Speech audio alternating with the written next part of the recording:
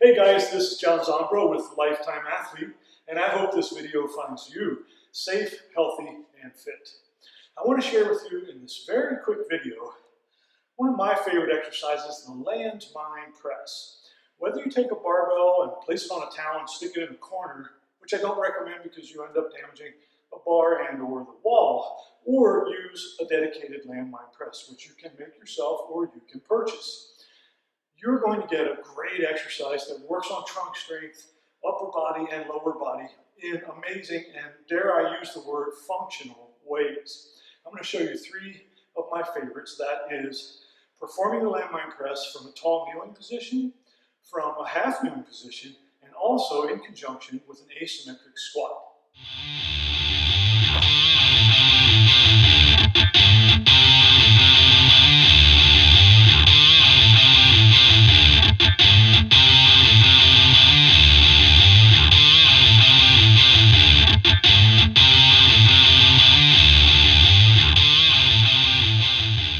So that's the landmine press. Set yourself up a station today and make some fitness gains. Thanks again, this is Coach JZ signing off from Lifetime Athlete, where you can achieve peak performance at any age and be hard to kill.